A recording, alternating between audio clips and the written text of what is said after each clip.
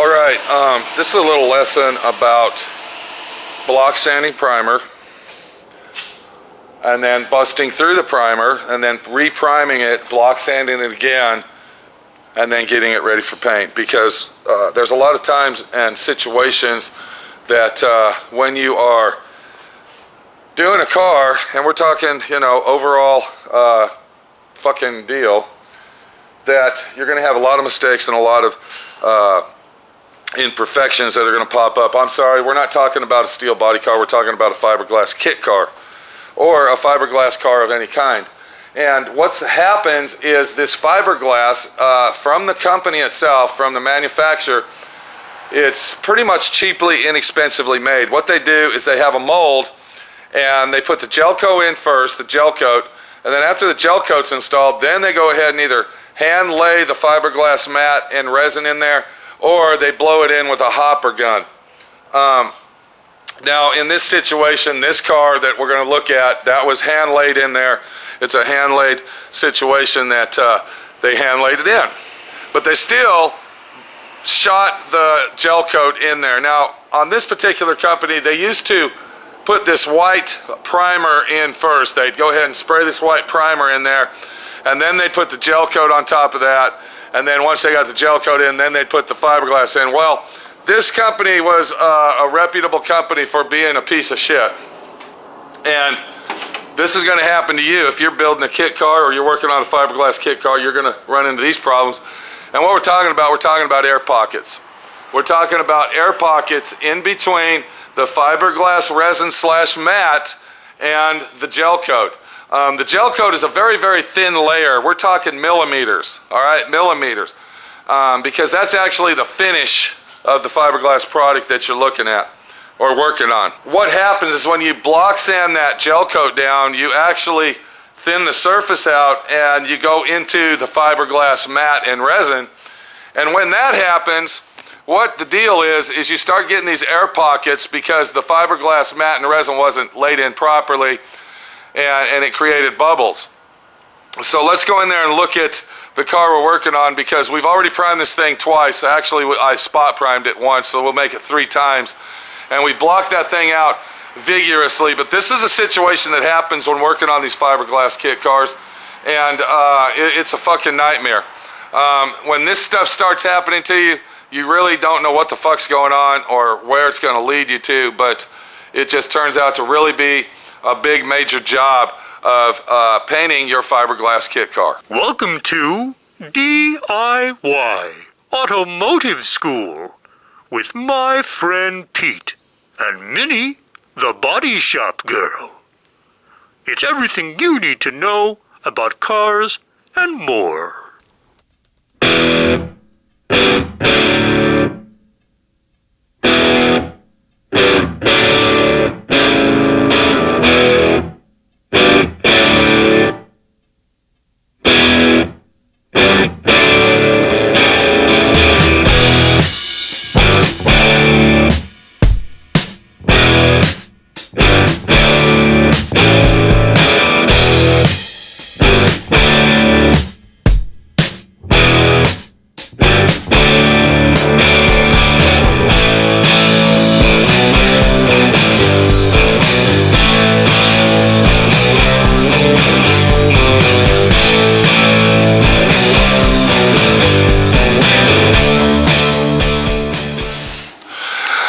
Okay, so now that we told you what the situation was, what kind of car we're working on, this, that, and the other, what I want you to pay attention to is all of the white spots on the vehicle.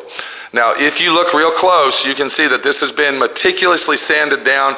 It's been wet sanded down to 600.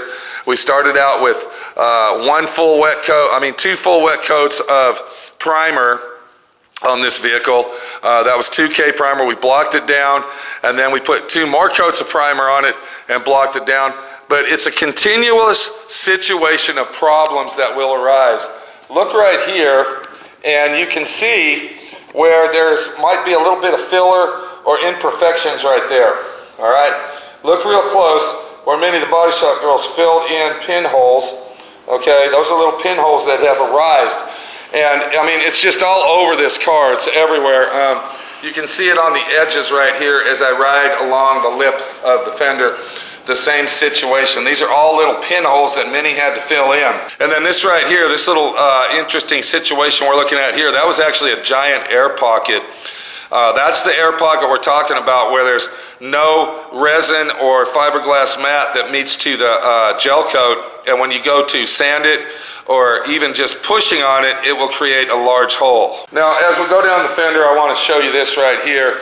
This is where a running board mat's going to be. So this line right here is going to cut off the running board and then the paint job, and I'm going to put a mat on this. But look at what happens here. You can see all the crevices and cracks. Here's a little pinhole right here. That's an air pocket hole, pinhole. So, you know, this has been a real nightmare of a job getting this car ready for paint. Now, you're probably looking at it saying, there's no way that thing's ready for paint. It needs to be primed again. It needs to be primed again because what the deal is we're looking at a lot of gel coat on here. We're looking at a lot of areas that has been repaired and fixed. Look at that area right there. That was a giant air pocket. I literally had to mix up some fiberglass resin with fiberglass mat mesh, make my own little paste, you can say, fiberglass paste, and fill that in. So it's just a real situation when you're working on these things. And then here's another little spot right here where the fender line meets the back tailpiece line. So, you know, this is a real bad situation. And if you're the guy out there working on one of these cars, you're going to run into this problem. This car is actually paint ready. Believe it or not, it's ready to have paint put on it. And here's a good suggestion, or a good interesting situation. We're painting this car two-tone. So I've already painted the top half black. Everything is taped off black. And then the bottom of this is going to be painted red. But the real deal is before we paint anything and apply any type of paint whatsoever onto this vehicle, what we're going to have to do is we're going to have to put a full wet coat of epoxy primer on it. Now, what the epoxy primer is going to do, it is going to seal it up. We're not going to have any blister back or any bleed through of any type. And it's also going to put one more secure layer of primer on top of it to fill in any little imperfections that might show up. So let's go out there and look at the epoxy primer we're going to use and how we're going to do this to make it right. So the paint will flow out perfect and everything will look beautiful. All right, so what we got here, we got my spray gun already ready to go ahead and apply epoxy primer. My epoxy primer is already in that spray gun. Now, when you use your epoxy primer, I'm going to show you how to mix it up because there's actually two ways to mix this up. And if you're going to do an overall paint job, because that's what this is all about, it's about an overall paint job. And this can also be applied to a metal car, but we're working on fiberglass, so we'll focus on that. But what you want to do is when you mix your epoxy primer up, the only two additives that you are going to use is your epoxy primer itself, which is in this can right here, and then of course your activator / hardener, all right? And there's only one hardener, there's only one manufacturer that I know of that you can actually mix the hardener with the epoxy primer and spray it immediately, and that's PPG. DP epoxy primer, okay? So if you're using this brand here, the epoxy, the 402 LF, the 402 hardener, that's the type of hardener you can mix up immediately and just spray it. But any other epoxy primer that I've ever ran across, you have to wait 30 minutes for it to activate and then it will be ready for use. So like I said, normally in most conditions, that's what you would do. But this is the real kicker right here. This is what you want to do if you're doing an overall paint job and you want to do a custom job. Because what I'm going to show you right now is going to eliminate, it's going to eliminate any type of orange peel that you might get when using straight epoxy primer. Because epoxy primer is very, very thick in content, and the hardener that's used is not, it's a thick content too. So when you mix these two thick contents together, it's even thicker. So when you spray it on your car and you let it dry, because I let my epoxy primer dry for approximately an hour. That way it gives it enough time to flow out and there's less orange peel, because this is where orange peel is created most of the time is from using your epoxy primer. But to eliminate that, because we got to put a whole coat of epoxy primer on that fiberglass kit car. To eliminate that, what we're going to do is we're going to take some reducer, urethane reducer, and we're going to reduce our epoxy primer by 10%. Now, when I say 10%, I'm talking about 10% of whatever you mix up. If you mix up a half of a cup, then you're going to want to put in 10% of that mixture. And what that does, that's going to thin out our epoxy primer. The reducer is going to let the primer flow out to an even settled satin finish, and we have just eliminated our orange peel once we apply our clear on it. Let's look at the doors that I've already painted. I painted these 3 weeks ago. We're going to look at them. You're going to see that there's minimal orange peel, because when you paint your car and you put all the clear on it and everything else, the clear in the paint is going to shrink in time, okay? It's going to shrink back, and you're going to have to color sand and buff it to get that nice high quality finish. Let's look at the doors that were painted approximately 2.5, 3 weeks ago, and I'm going to show you the difference of what it takes when you take your 10% reducer and add it to your epoxy primer. Now, there's one thing I want to tell you about this.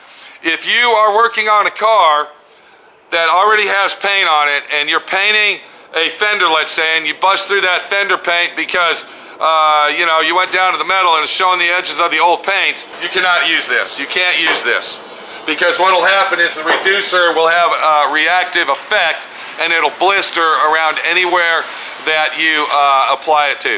Okay, this is only for an overall paint job. This is not to be used for spot priming. This is not to be used for painting a fender that you fix some Bondo on and you burn through the primer. This is an overall paint job, and what we're doing is we're trying to eliminate orange peel. Let's look at the doors. They're not buffed, they're still hanging on the stand over here, and I'm going to show you what it looks like when you use your 10% reducer, add it to your epoxy primer, and it's going to all flow out like a satin finish. So I want you to look at this door. You can see they're still on the stand, the paint tree stand. I haven't even taken them off, and we're going to be wet sand and buffing these very soon, but I want you to look at the finish on this and see that has not been buffed, it's not been color sanded, and I want you to look at it and see the minimal orange peel that has been created on this from using the 10% reducer in our primer, our epoxy primer, before we applied a full coat of epoxy primer. Look at the shine in there, you can see the reflection, and minimal orange peel. So remember, if you're doing an overall paint job and you've primed it several times and you just keep getting to the point where I got to put more primer on it, but you don't want to put all that primer on it because you know it's paint ready and you know everything's smooth, always remember, add 10% reducer to your epoxy primer, put a full wet coat on it, let it sit for approximately an hour, let it flow out, because that's what the reducer does, okay? Reducer is actually a chemical that makes the paint flow out smooth. All right?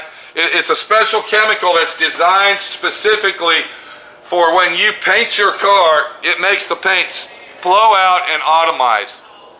All right? So we can do the same thing with our epoxy primer, but you have to use urethane reducer. Do not use paint thinner. Do not use lacquer thinner. Urethane reducer only. This is Pete, my friend Pete, your friend Pete, trying to give you lessons, not just in life, but how to save your fucking ass from being bitchy, whiny, and complainy when you fuck up. We'll see you later. Take it easy, and we'll be back in a few minutes, I guess. This is an all-day paint job, so to you, it's going to be a few minutes, but we'll be back to look at the paint job in between. And I'm going to show you what the primer looks like with a nice coat of primer after I put 10% reducer in it. And then we'll come back, I guess, and look at it painted. We'll see you later. I got to get to painting.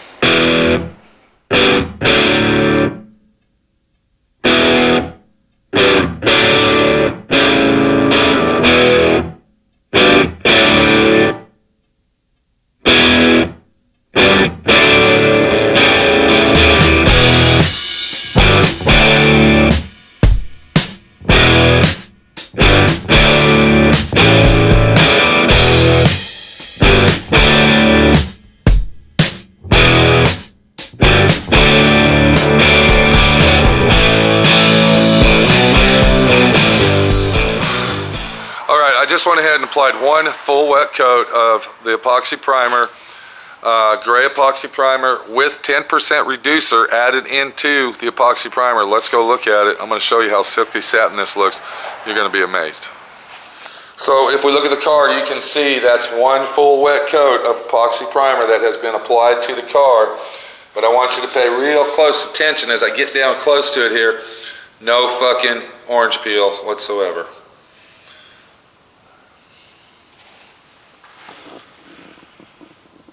And that right there is what you're going to call a perfect paint job when I'm done.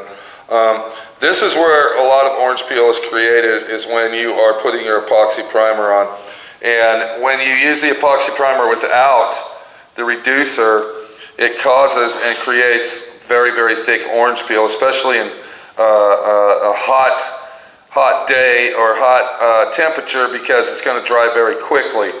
Epoxy primer actually works better when the temperature is below 70 degrees because it lets it flow out better and lets it work itself to what it's supposed to do. But anyway, that's what you're looking at. And if you want to eliminate orange peel, that's one way that my friend Pete just showed you how to do it.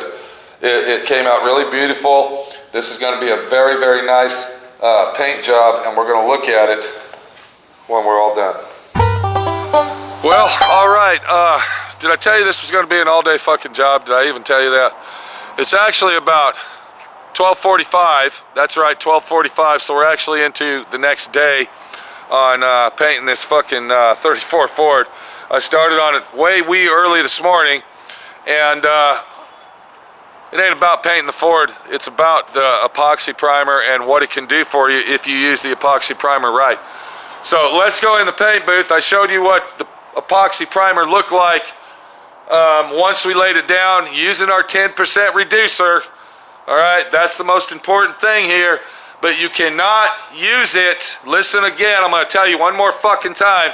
You cannot use it on a situation such as this. If we had a dent in our fender right here and we grinded this paint down, all right, and then we fixed the dent, and then we primed it, and then we busted through the primer and ended up busting through the edge of the paint somewhere on there.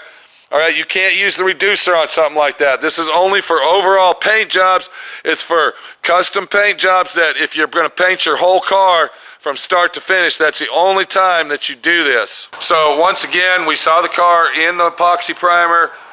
Let's go in there, let's check it out. We had 3 full wet coats of paint, 3 full wet coats of clear. Let's go see what the fuck it looks like using the epoxy primer like my friend Pete's trying to tell you. And there you go, right there. Look how nice that clear laid down. Look how slick it is. It's a beautiful paint job. There's no fucking orange peel, minimal fucking orange peel. When the clear and the paint streak down on this in about 3 or 4 days, it's gonna be an easy, slick willy, fucking buff cut and buff, or color sand buff job.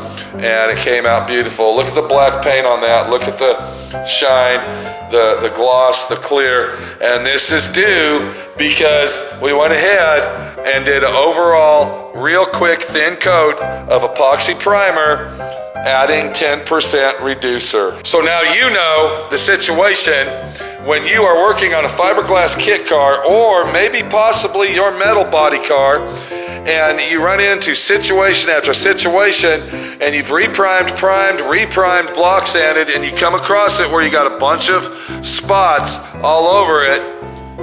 Go ahead and put that 1 full wet coat of epoxy primer using the 10% reducer, and this is what you should fucking turn out with right here.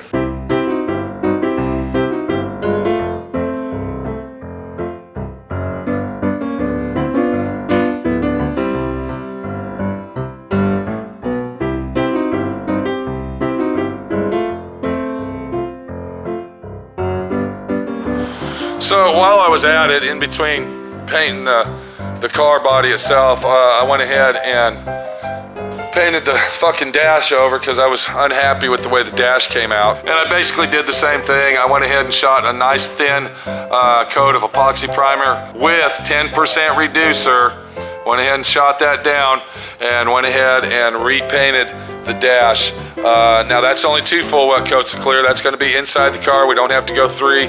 2's enough on that, but it's going to be a beautiful, beautiful situation. Gorgeous red color, deep, deep blood red, and it's going to be great. It's going to be a great fucking job. I'm really happy with it. So, you know, the real situation is, if you want to do something right, and you want to fucking do it with minimal fucking problems, there's only 3 fucking letters in the alphabet that you need to know. Actually, only 2, because we're going to use 2 as the same fucking letter right after the first letter that I'm going to give you, which is a fucking W. That means watch. Then we got the other one. We got the other letter that says listen, okay? So we got watch, listen, and if you've been following me for many years, you already know what the other fucking word is, and that is learn, okay? The situation we have is I take my time out of extensive fucking working, just like this here. I started on this bitch early this morning. It's almost 12:30 the next fucking morning, so we're already going into that. And I'm here teaching you how to fucking do this shit. Do I talk a lot? Do I fucking talk a lot? Yeah, I fucking do, all right? I'm a fucking talker, okay? I'm a people guy. All right, I like to talk, I like to help people out, and I like to use my experience so you can learn how to fucking do it right. Watch, listen, and learn, and you're gonna be the fucking professional and learn from my fucking mistakes. All right? I didn't learn this shit overnight. I didn't fucking pick it up and say, wowie, wow, wow, that's how it's done. No, it took many, many, many years of fucking up, trials and tribulations, of paint jobs gone bad, trials and tribulations of welding and fucking Bondo work and everything that it takes to do the job right. Trials and tribulations of riding my bicycle and perfecting when to shift and when not to shift. When I'm going down that steep fucking grade, when I'm fucking going 30 miles an hour and I come to a fucking drop, a 5-foot drop, what am I gonna do? Minnie the body shop girl fell off a 40-foot fucking cliff, broke her fucking leg. She learned from her mistakes. She got back on that fucking bicycle and she rides that fucking bicycle like a professional. She didn't give up, she didn't fucking quit, and she's out there doing it. All right? If you want to be a fucking winner in life, don't fucking give up on nothing. If I fuck that car up, I ain't got no choice but to fucking fix it. If something happens to this fucking shit right here behind us, whatever the fuck we're working on, I'm the fucking guy that's responsible, and I gotta buck it up, and I got to do what I got to do to fucking make it right. Not just for this fucking guy, not just for him, but for me, right here. My fucking soul, my fucking mind needs to be settled to say, you know what? I'm not a fucking quitter, and I didn't fucking give up. So if I talk too much on this video, and I rambled on, and I said epoxy primer 10% 5,000 times, it's for your fucking benefit, not mine. Always remember that when you're watching my friend Pete doing his bullshit fucking videos right here at SWRNC, and you're saying, why doesn't he get on with it? Why is he talking so much? Because that's where the word listen comes in. This is Pete, my friend Pete, your friend Pete, and I'm getting ready to get the fuck out of here. I gotta get up early in the morning because you know what I gotta do? I gotta get the 34 Ford out of the fucking paint booth, get this bitch in the paint booth, paint this motherfucker right here, and that fucking bumper cover all at the same time. Practice makes perfect. Learn from your mistakes. Always have a positive attitude. But the main thing of the whole situation is watch, listen, and learn. Right there. Those 3 fucking words. If you can do that in a span of your lifetime, you're gonna be the smart fucking guy because you're learning from everybody else's mistakes around you. That's all I can say. We'll see you later. Epoxy primer, 10%, but not on everything. Take it easy.